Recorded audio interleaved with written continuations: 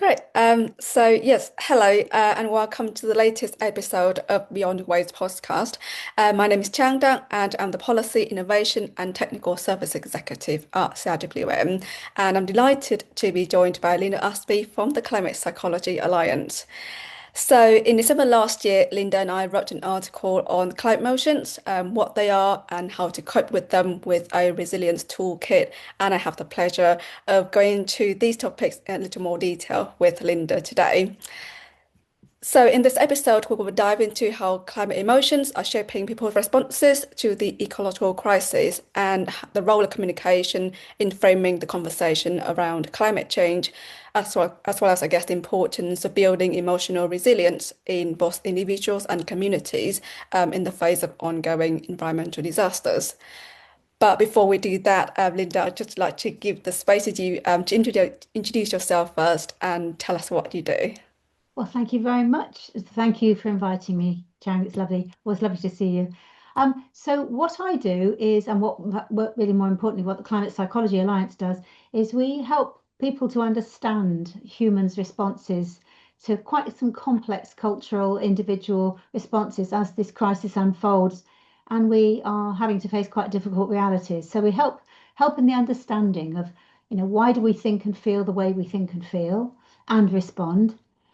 We also validate people's experiences. It's very easy to brush some of those things aside and think they're not important, but we validate people's all sorts of experiences, whether that's helplessness, grief, or total avoidance, some of the very strong emotions, and some of the unspoken, unnamed, and even unfelt emotions. So we validate those, and they all have their place in this work, and including those that spur us into action. And we help people and groups and communities to develop resilience so that they can contribute something positive to sustainable communities and prepare and adapt to the changes that surely lie ahead. So those three things really. Yeah, perfect. Thank you.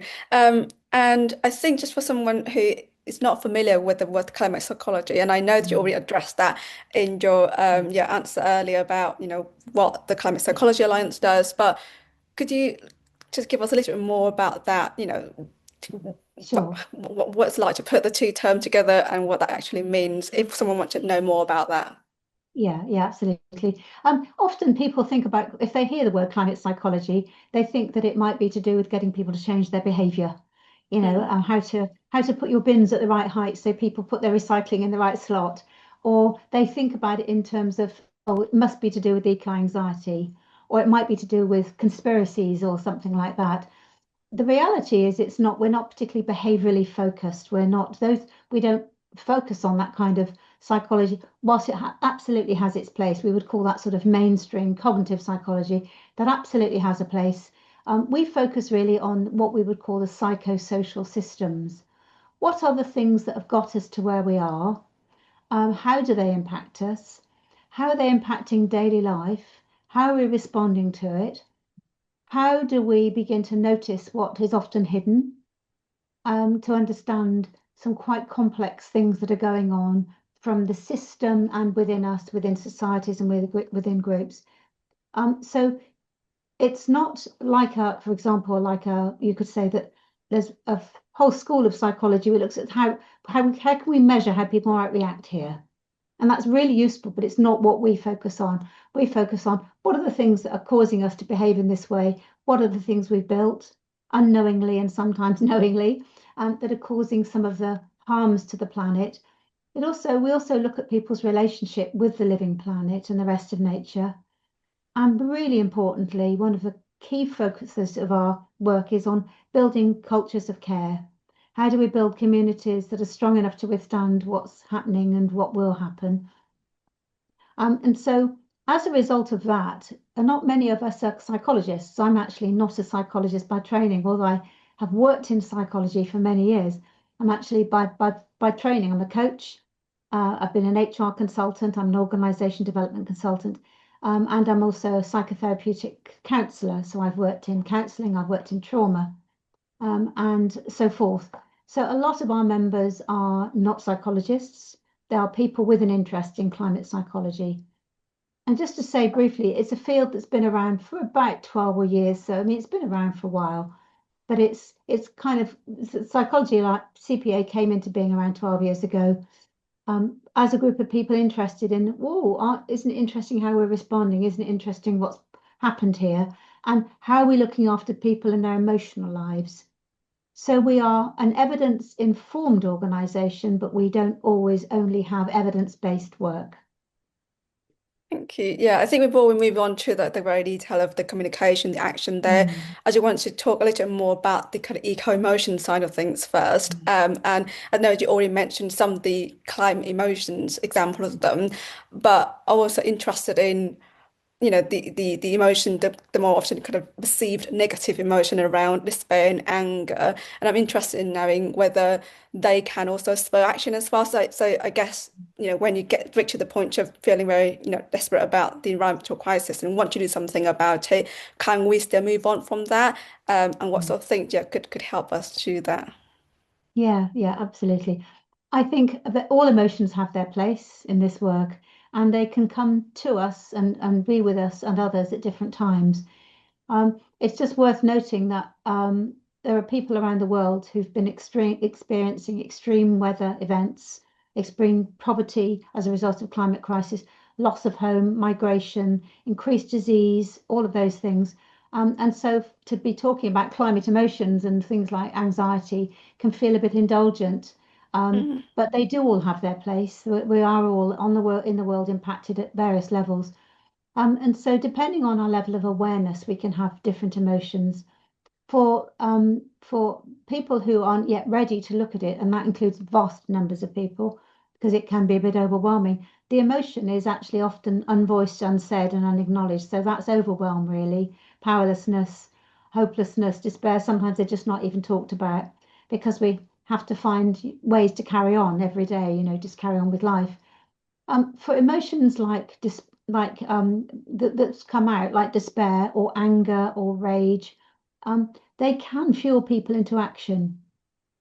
I think the key thing is that if your emotions are being suppressed by people around you, or you're not allowed to express them, obviously we've got to express them in a way that's okay within that particular setting and that context. But if we don't find ways to acknowledge how important our emotions are, we actually do two things. One is that we almost stamp down our creativity because unsuppressed emotions have to go somewhere. And if sort of intrapsychically, you could say we're working really hard not to feel these things and not to let people know we feel, where's the space for something creative to emerge? So finding ways and people with whom to talk about these emotions is important, whatever those emotions are. So there's a place for love of nature, love of each other. There's a place for grief, because on the other side of these so-called negative emotions, there is actually something else. So if you're angry, that's actually passion. If you're grieving, that's actually love. So there's always a flip side to those emotions. Yeah, and I just want to pick up on your point about the example of the people who have already faced the climate crisis, who lost their Mm, homes already, and that talk about emotions can feel a bit of a privilege. yeah. So I want, and you also emphasize that they also have emotions, and obviously they do, and I'm sure they feel grief and despair through those kind of disasters. And I just want to ask what sort of support then we could give them, as individual, as communities, how we would reach out to them. Yeah. Yeah. I think it's often very challenging to think about how we do that well, because if we're talking about a vulnerable community in another part of the world that we've often largely ignored because A, we didn't know it was going on, or B, it was just too uncomfortable to know it anyway, because often their suffering is as a result of something that we've done. Some product or process or political thing or war or whatever, that can feel very uncomfortable. And I do think it's important to ask local communities what they want and not to inflict on them. And I've met people who've got sort of great models of care, and we can ship it out. We can test it here and then we can ship it out. I think we shipped enough out actually. I think we need to go and ask people what help can be useful for you, and Yeah, how can we help you to resource that instead of inflicting our ideas and our benefactors onto them. yeah. It's really important. Yeah. Yes, I think with that in terms of what we can do in terms of, I guess, the global like minority, for some it's talking about the global north, for example. I just want to move us to the topic of language here that I mentioned early on, and it's one of my favorite topics as well. And I just wanted to ask you, what role do you think language plays in shaping people's emotional responses, not just action, but emotional responses and perceptions towards, the climate crisis? Oh, that's a gorgeous question. Really gorgeous. I think, first of all, the language of coloniality needs to be really managed. We need to be mindful of that language, going in and saving other people and all of that kind of thing. Um, I think the language of, um, do you mean about how we talk about emotions or how we talk about the crisis? Just to clarify that. Yeah, no, that's a really good distinction. I think you can address both if you want. I think what I'm moving towards more though is how we talk about the climate crisis in a way that would stir people's emotions in the right direction in order to make them do something. But I guess also the way in which we communicate our feelings as well, because I know that's quite difficult as well to sometimes you put the feelings into words. Yeah, yeah, yeah. I think the language is very important, and my observation, and I think the findings are that there isn't one way that works for everybody. So, for example, some shocking information came to my ears 8, 9 years ago, and I had a massive wake up moment. Well, it felt like a wake up moment, and it was just a shocking statistic. And the statistic was just how many of a certain species had died, and I'd been vaguely aware of some of this stuff. I thought I was vaguely aware. Then I hear this statistic, and I absolutely, had that moment of which people say often happens is you see the world differently. You suddenly have this realization, and it truly is this real awakening moment. The reality probably was that I was aware for a very long time that things were really serious. And I hadn't allowed myself to let that in. And I just kept myself busy with other thoughts and other activities. But that language stirred me. For somebody else, it might switch them off entirely. And I think communicators have found it very hard because what they want to do is what they call engage people to the level that says there's something serious happening, but not so difficult and painful that people just can't take it because it's overwhelming and it can make them feel powerless. So I think a little bit of different things work for different people and in different contexts. So, for example, I think one of the things we often do is or not we, but society can, and certainly those in power can use language that passes the responsibility entirely to us. That we have to reduce our carbon footprint, so to speak, those kind of things. Now, those actions do matter, but we obviously need big systems change.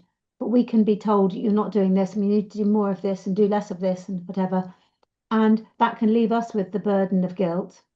So that kind of language can be wrong and very, very harmful. I think the other language that can be harmful is or messaging, I should say, is when things immediately leap to, and the good news is, and I've noticed this happens actually quite a lot in some of the mainstream media. I remember a few years ago seeing somebody on a news program on TV, and they were talking about drought in parts of, I think, somewhere in Europe, maybe, yeah, I think it's Europe, about how drought was affecting them really badly in terms of their crops, and they were unable to grow. And it was quite frightening in what was happening to these farmers in an impoverished area, already vulnerable. And then the news, and I have to laugh because it was so ironic, really. Then the news flashes to the same presenter talking in a part of Kent, saying, "But the good news is that champagne growers are having a great time." And I thought, oh dear, that's so insulting on so many levels to the people who are struggling. Now we're talking about champagne, and isn't it great? It was wrong. But I can understand the intention behind it was to say, don't leave people with all the bad news, give them a good news story too. So I think we have to, encourage people who communicate to manage that well, to think about how's that going to sound? How's that going to feel? If you just lost your home and someone's leaping on the TV screen saying, "But isn't it great we've got champagne now?"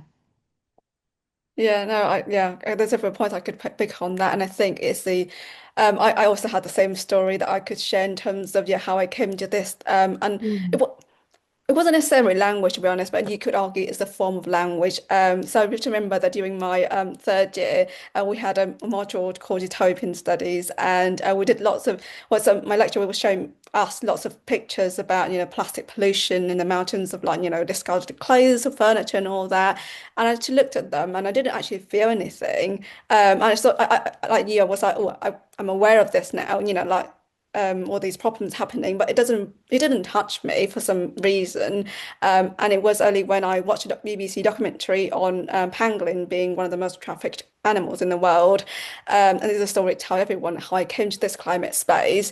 And the pangolins, the part of it showed the pangolins were from Vietnam and they were being trafficked and being sold in restaurants and their skills being made into medicine and all that. And that was what really touched me because I is a personal connection.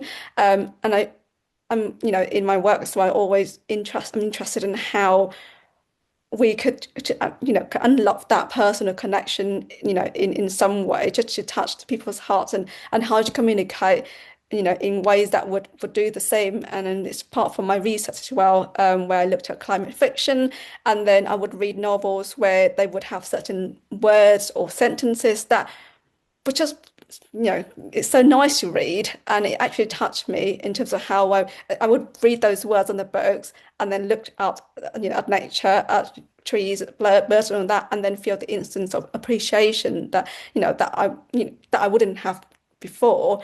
So I don't know whether you have any response to that in terms of kind of how we could do that and where we would look to in order to make our communication more not emotional, but to talk about the emotion a bit more rather than just facts, facts, facts, because I think that's what we're currently hearing. And I think there's still a bit of a stigma around talking about emotions, and we should really hide them. And whether the Climate Psychology Alliance has any tools to address that as well. Yeah, yeah, absolutely. Yeah, and I really resonate with your experience there, Chang. I think there's one aspect to that, which is um, often people think about the communication as being there's an information deficit. People should know that let us give them the information. Now, in some cases, that is absolutely true. If you're a working parent and you're single, for example, and you've got three kids and one of them's ill and you've got two jobs, then you really don't know. You haven't had time to look at it on the news and you're not, and all of that, and you don't have time to engage with it. And at the same time, there can also be a difficulty in acknowledging because you might be aware it's sort of out there and you don't want to look at it because it might overwhelm you even more than you're already overwhelmed. But often science communicators used to, and they're doing much less so of that now, just tell people the facts and then they'll get it. And then they'll all know what to do magically. I don't know what it is that individuals are supposed to do. So we've learned that that doesn't really work, and it will work for some people in some settings, but not for everybody. I think what people want to know is, first of all, they need to understand what it means for their safety. Fundamentally, we're hardwired to seek safety, and we're hardwired to seek connection. And societally, we're wired for those things too. We're set up for those. So this piece of information receiving, how threatening is that to my safety and my family's safety? And how threatening is it to my identity? I've met people, I've coached a lot of people who are leaving jobs that they just truly loved. They used to love them, and then they discover through getting some information that they can no longer do this. It feels meaningless.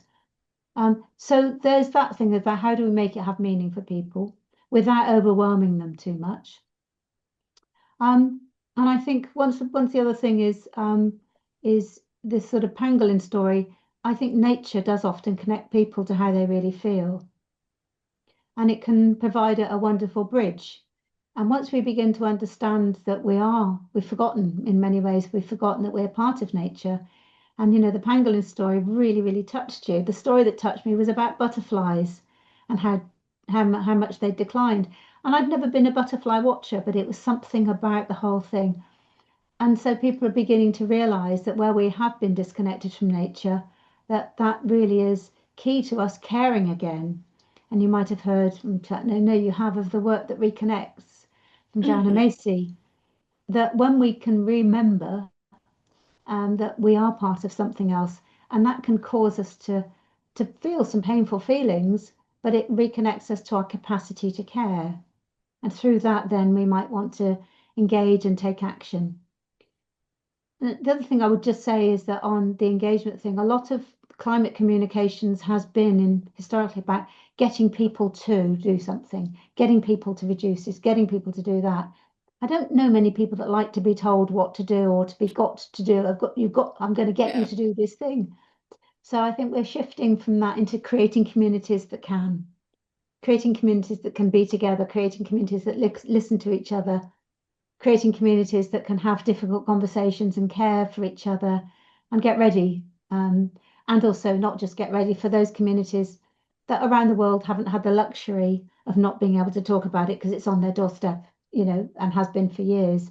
So it's building communities, creating communities that can get through this together rather than get it together. Yeah, no, absolutely. Yeah, I mean, your mention of sign communication, and I recently, I said recently, a while back, I read a book, which I now can't remember. It's talk about the melting ice in Iceland, and at one part of it was talking about, so this person went to a conference, and met a scientist and asked the scientist to communicate more of the facts around global warming to the audiences, and the scientist actually said, no, I can't do that, that's the job of you, which is the person who attended, who's also a writer. It's actually the job of the writer to communicate that, because the scientist can't really communicate the emotion into their facts. And I found it really interesting, and I prompted to question whether, more writers are what we need to just, move people along. And then your second point about communities, and yeah, I think that's really important.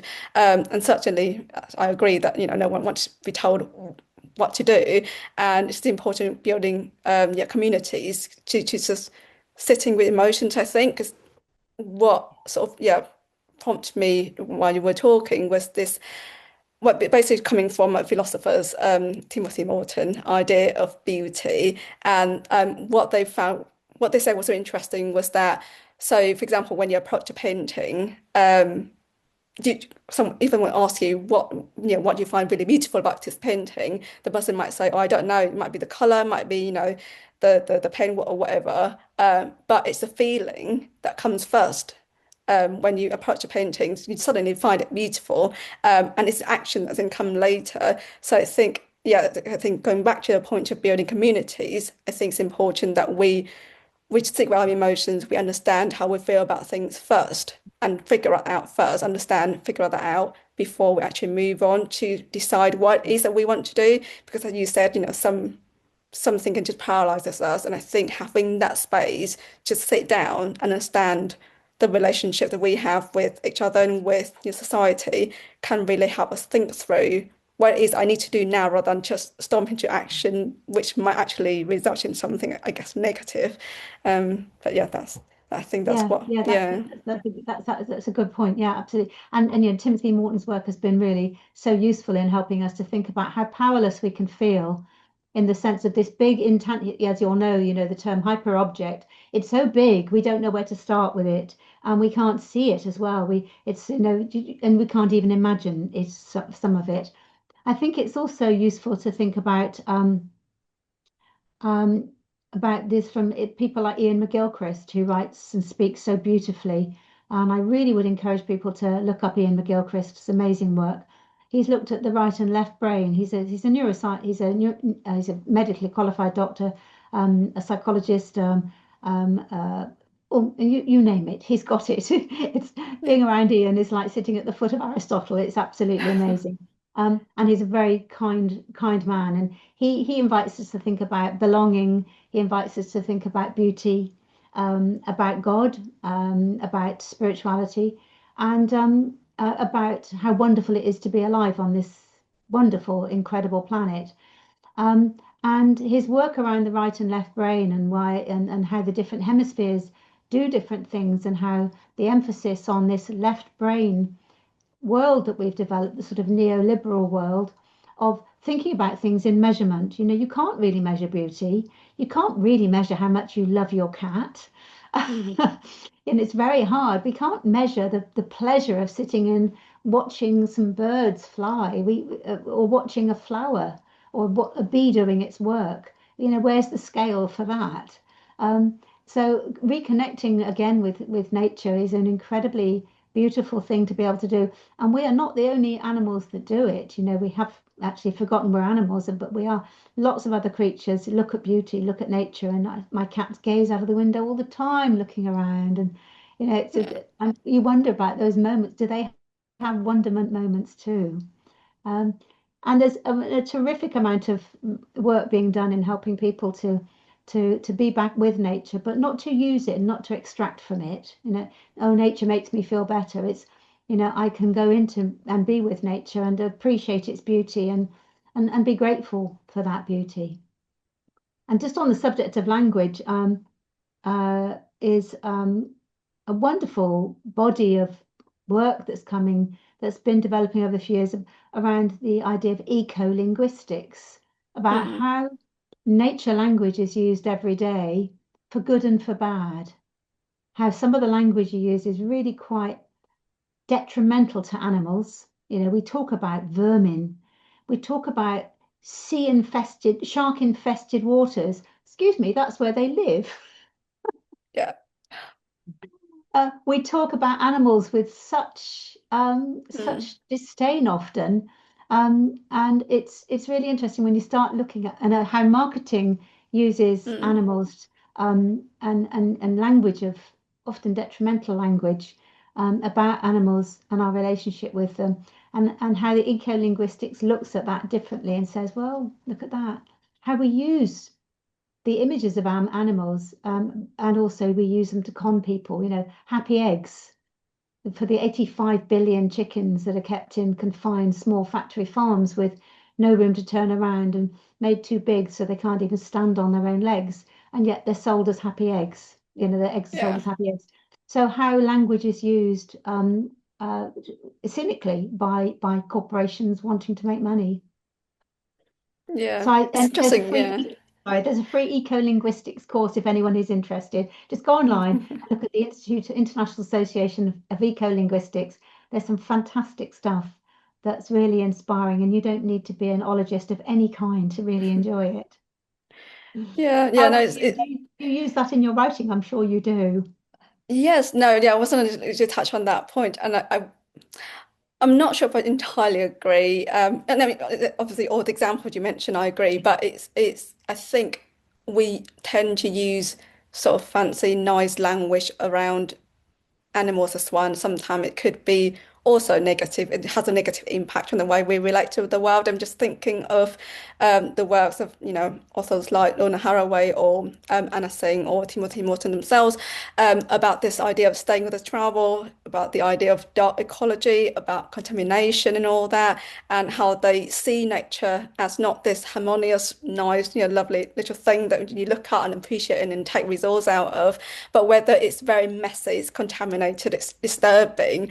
Um, and that's what nature is. It is disturbing. It is, weird. It is not nice. And that's the part that we also need to accept, I think. And I think through my research, I think that's what I'm always interested in terms of how do we bring also the other side of nature, the not so nice, the kind of, yeah, those kind of thing to attention and just ask people to accept that, well, this is the way things are, and we shouldn't be, purify ourselves, and that's what we're doing, kind of drawing a line between humans and natures, and then we as, some kind of clean or I don't know, civilized subjects, and animals or non-human animals are something that's dirty to be, fearful of and stay away from. So yeah, I think to strike that balance is quite, you know, interesting and difficult. And I think I could take another example as well from just the waste and resources sector, where recently there's been in discussion around whether we should continue saying waste, because waste always conjure up this image of dirty, of, unhygienic work and all that. And so it's less attractive to young people. But I think at the same time, we need to recognize that even though we need to draw indeed a boundary with waste because it can be very harmful to human health and well-being, and indeed that it is, But at the same time, we cannot stop producing waste because we are being living on the earth, and it's how to, yeah, strike that balance between drawing a boundary with waste, but also accepting the fact that we living with waste every day and we cannot, move away from that. And I've also been recently reading works about waste management is actually a form of care. So the way in which you treat waste and, think about where to put your rubbish, for example, is a way of caring for the waste that you produce. And I think, yeah, maybe that's what we also need to work towards as well. But as you said, I think you mentioned early on as well that there's no one size fits all solution to anything, and that we need to deploy different types of languages to get to people. And I feel like, yeah, if people think that, waste is a term that we should do away with, then and if that reaches people, then maybe that's what we need to do. So I think, yeah, just kind of that balance really to just include many options and understandings as possible. Yeah, I agree. I agree. One of the things that I'm sure gets talked about in the Institute of Waste Management is there is no such thing as a way, and that, Mm. so it goes somewhere. Wherever it goes somewhere. And also that in nature there is no waste. Nature uses everything again and again. But the reality is as well that there are unpleasant aspects to that too. Waste can be well, can carry disease. Waste can smell. Well, so can parts of nature can carry disease. And so yes, I think it's an invitation to all of us, I think, to be a bit more awake about the world, not awoke, awake about the world. To realize that life has all sorts of different flavors and different ways of showing up, and life has different ways of living itself. And that if we try to sanitize it, which is actually what we've done, we are over soaped. We are, so obsessed with cleanliness these days. Our children can't go out and, you know, you play in, and why could they, when we think about also the water in we've been Mm. watching the Dirty Business documentary and how awful that has been for people in the sea, in our seas being polluted and our rivers, excuse me. So yes, I think it calls on us to accept life a bit differently, and that then means how do we communicate that? Yeah, yeah. I just want to go back to the subject of hyperobject as well, as you mentioned, this thing that's so massive that we can't, yeah, deal with it all at once. And I Yeah, think currently the narrative around growth and, in fact, growth also, I guess, I would cast that as a hyperobject because it's this perpetual narrative, isn't it, that's been with us for so long in terms of we need to progress, we need to do this and that in order to boost growth and and all that. And I wonder, what do you think about the psychological shift if we yeah. then, tell people to focus on a different kind of growth rather than just some economic growth that might just perpetuate this, crisis that we currently in? Yeah, yeah. Well, there's a wonderful writer called Luke Kemp who who's written a book called The Goliath's Curse. And he's an historian that's been looking at how different civilizations collapse. And they tend to have similar patterns wherever they are. Civilizations always have a lifespan. They come and go. Doesn't mean to say that the planet's going to collapse or the whole of life is going to collapse, although some say it might, but and that might be inevitable with or without climate change that we've created. But Goliath's Curse, he looks at the various factors that seem to be recurring, the patterns, and one of them is often unfettered growth, is often that a society just outgrows itself. It consumes too much, it creates too much, it consumes too much. It also destroys too much at the same time. Um, and with those, then the carrying capacity just does not match, what the extraction is. And that tends to be some of the societies that have collapsed have had massive inequality. So a big wealth divide, a big us and themness, with those who had had more of something and those who had less. Often enslavement was part of when society was collapsing. But I think inequality was a massive feature, and unfettered growth. So when we look at our world today, we have unfettered growth, pursued as normal. The idea that this infinite planet this finite planet can provide us with infinite growth. The idea that 5 people can have more wealth than the rest of the world put together and still keep extracting from us on a daily basis every time we use AI or every time we're using any device really these days.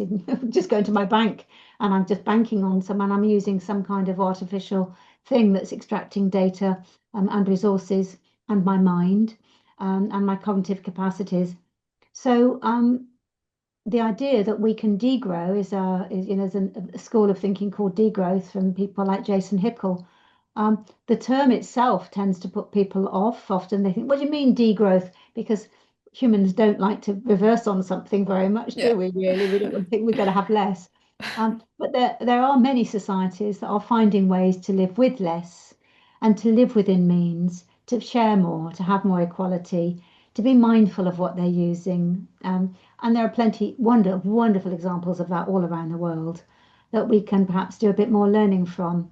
Um, whether or not we will, who knows? Yeah, no, yeah, I What are your certainly can thoughts think of around an growth and deep growth? yeah. Yeah, Yeah, I can certainly think of an individual who talk about this, this idea of limitless resources of the earth, and you mentioned that, and actually, well, it's the Potawatomi botanist Robin Wall Kimmerer, and in her most recent book, The Service Berry, she talks about how actually in indigenous understanding, the earth is abundant, so the resource is abundant, but it's actually the study of economics that talk about the scarcity of resources that then make people compete against each other, to get more resources. And that the problem to her, that's the problem. It's not the fact that the earth is abundant and that we actually should look at the abundance of the earth and appreciate and respect and show gratitude. And that's how, yeah, we could move things forward. And I think I agree with that because in the beginning, I think the earth provides equally to everyone, and that everyone should have their shares, right, on Earth. But it's just our fear that one day we'll lose that kind of resources, that we therefore compete against each other. I also wanted to hear from your point of view as well. What do you think about it? And yeah, and you talk about this kind of understand this idea of how to live with less. And I would say how we cultivate then a mindset of enoughness so that we fight against that idea of constant growth that obviously not, yeah, not realistic. absolutely. Yeah, yeah, absolutely. Well, we could say, I mean, I've benefited from capitalism like many other people watching this documentary, watching this talk. I benefited from capitalism. I was able to earn money to buy a house and all of those things and have the things I have in life. So I've been a beneficiary. I've also recognized that has limits as well, and it has harms. Um, I think the challenge is there's a sense, I'm talking to quite a lot of people, is we're on this bus and we don't know how to stop it or to turn it around because it's everything comes down to energy. Everything we use is energy related. And we've taken ancient sunlight from deep in the ground and we've turned it into a currency that fuels absolutely every single thing we do, every single moment of the day. So I'm very accustomed to putting on a light switch and the light works and turning on a tap and the water flows. And I haven't had in my life many moments when that hasn't happened. And we will be facing more of those. So I think knowing that we can, facing that means that we can begin to appreciate that. I was talking to somebody the other day, actually, who's done a lot of work with Wall Kimmerer's work. And he was quite angry and he said, how dare you turn the tap on and not say thank you? And I thought it's such a really good point, actually. I don't think about it. How dare you turn on the taps and not say thank you? That something's been provided that's life-giving and that's, you don't even notice it. And you run the tap to get the water the right temperature. What are you doing? So I think it's calling on us to be more mindful of that, but without really, it's not about attacking people individually. We have become used to that. And the neoliberalism in particular, which is a free market, anyone can do what they more or less like because the market will govern itself, which was introduced by Margaret Thatcher and others, and various other points we've had various forms of sort of neoliberalism, which is the idea that growth is always good. And we haven't been challenging that enough and saying, Well, someone is paying the price somewhere. Whatever we get, if it's cheap, someone has paid the price somewhere along the line, someone or something. If that thing you bought from Temu cost you £2 and yet you'd buy it somewhere else at a much, much greater price, well, either that other organization at a much greater price is really doing things very differently and paying a fair price, or they're making a much bigger margin.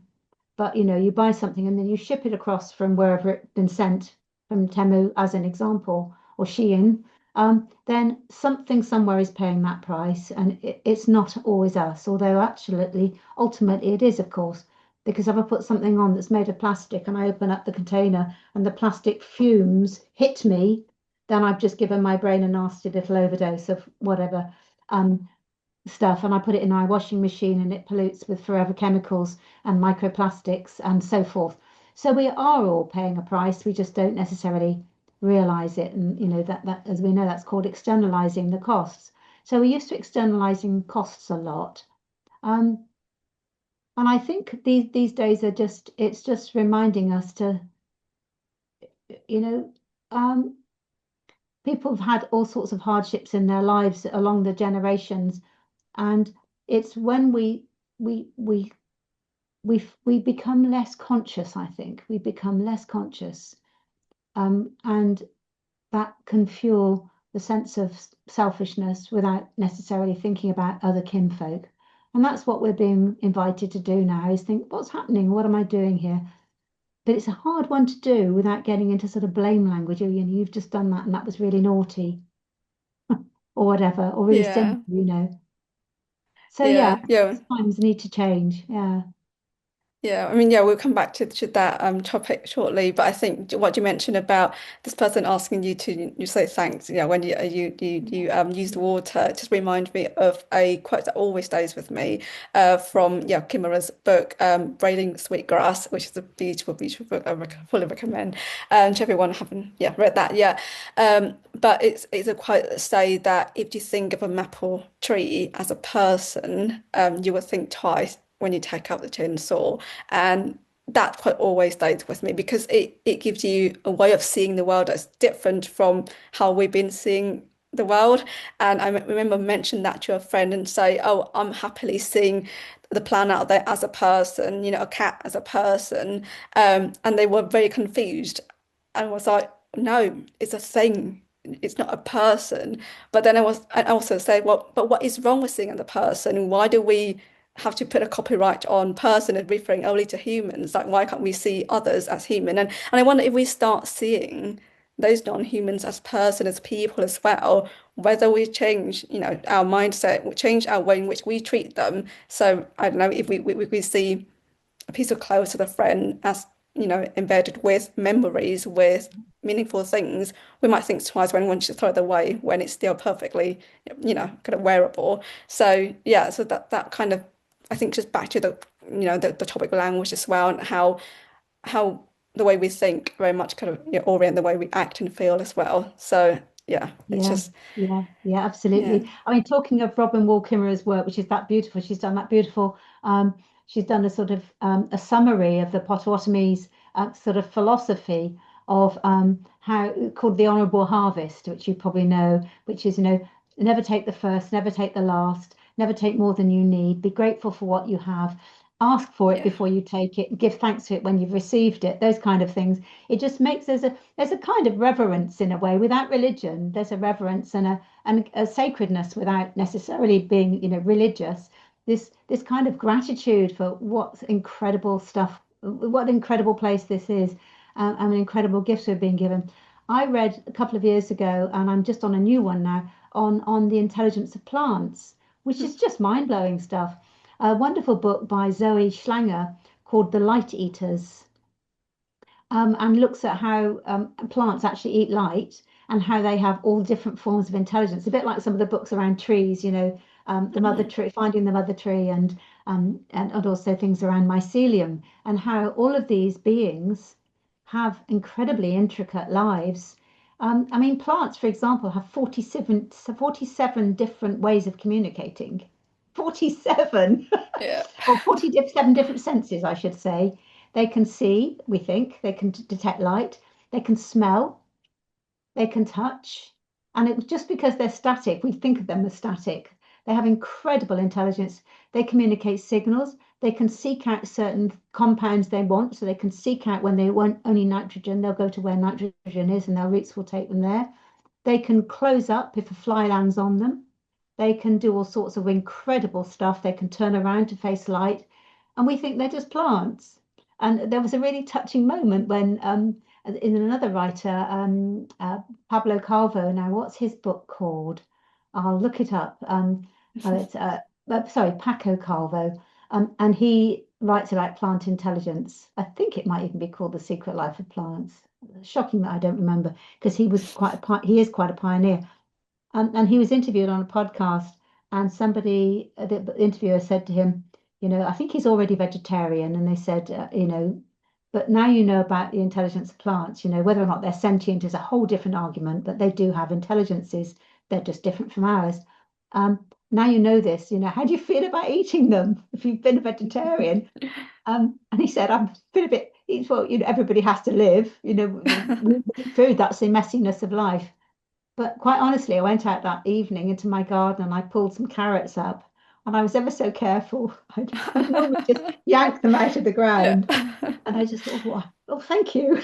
It just makes you just much more aware of this Yeah. huge, huge, beautiful world of, um, you know, of things that do have some kind of feeling and some kind of sense.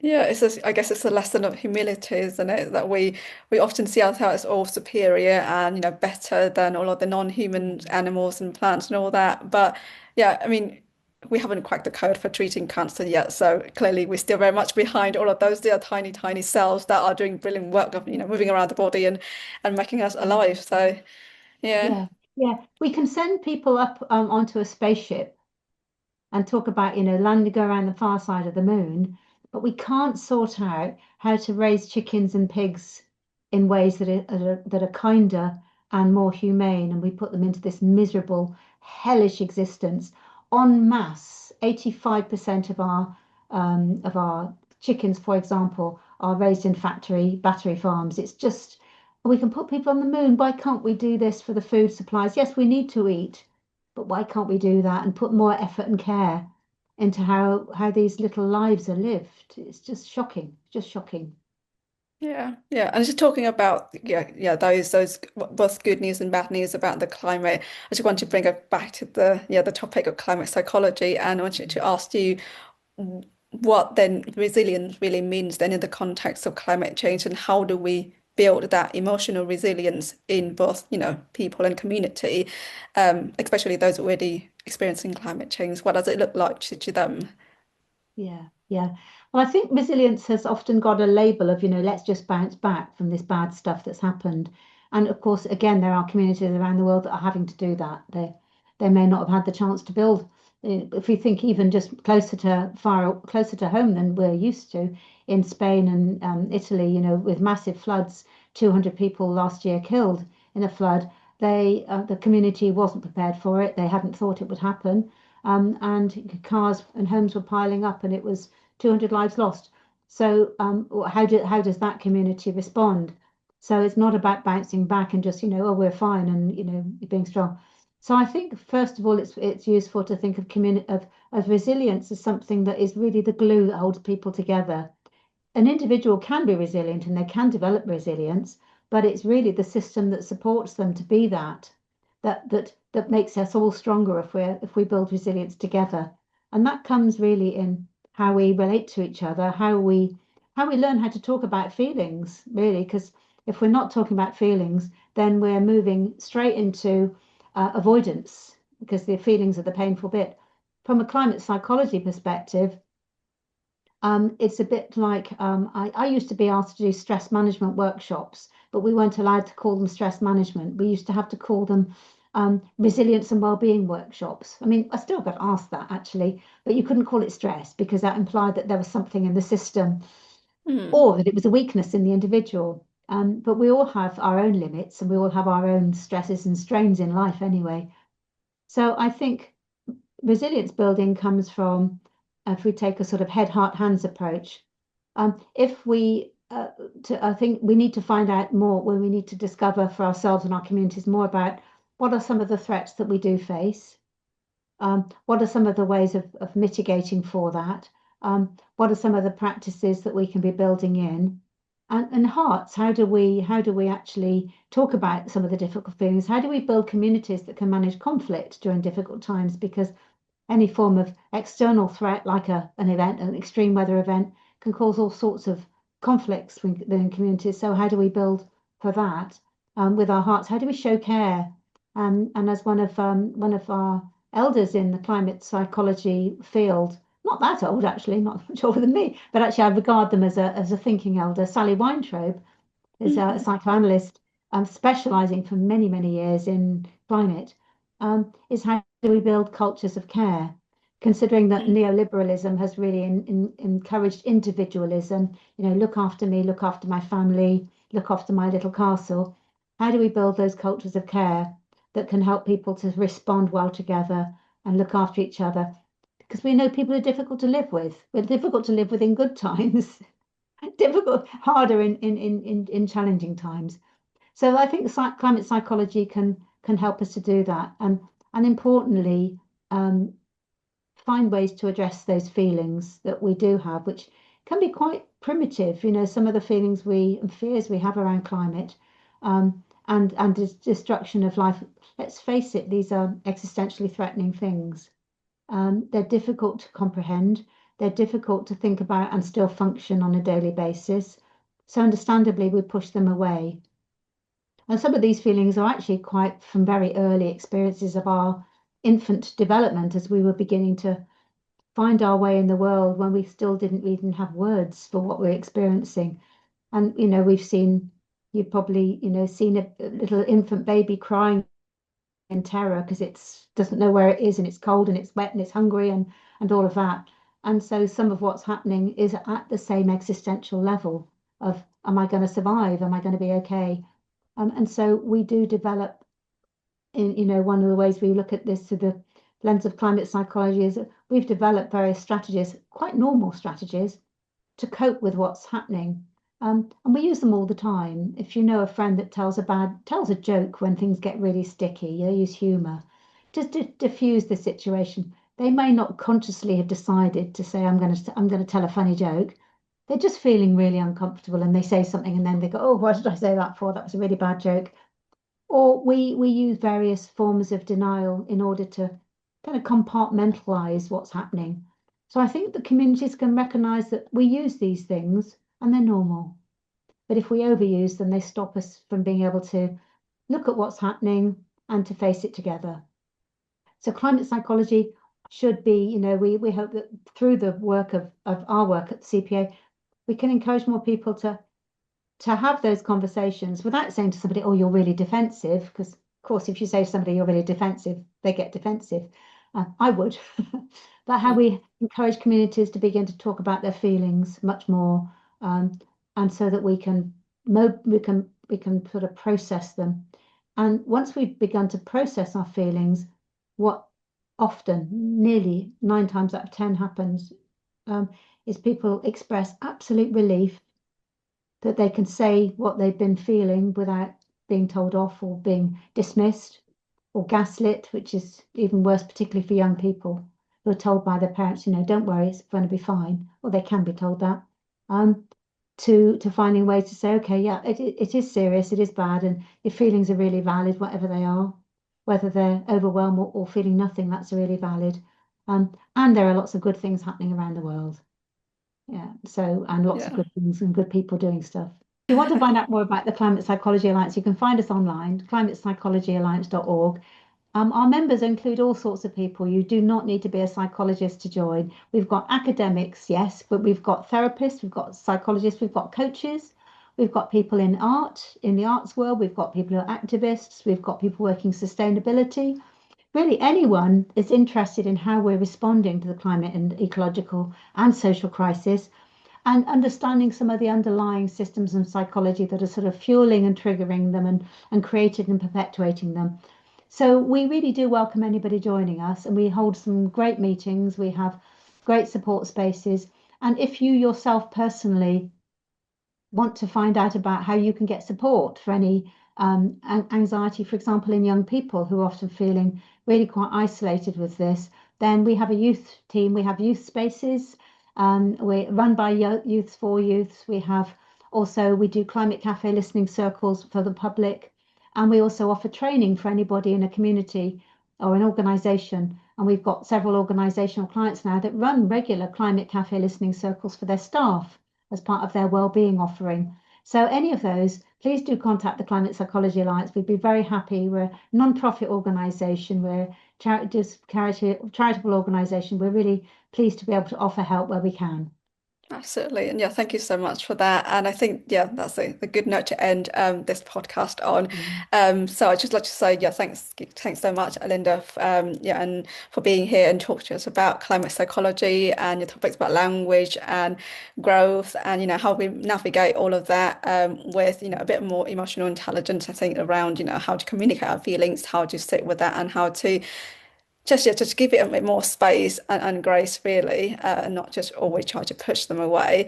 And also to thank our listeners for joining us. I really enjoyed our conversation, and I also, yeah, hope that the listeners of this podcast, but also people working in our sector who try to solve the massive issue here, get some tools as well out of this podcast to yeah, go on and just yeah be I get more hopeful about the future. And I know this conversation about hope and sometimes not a great thing to have, but yeah, that's all I have. So I just hope that this is yeah the podcast has been helpful. And yeah, so on a last note, for more information on the upcoming episode and becoming a member of CIWM or CEI, do visit our website and or reach out to our membership team for more detail.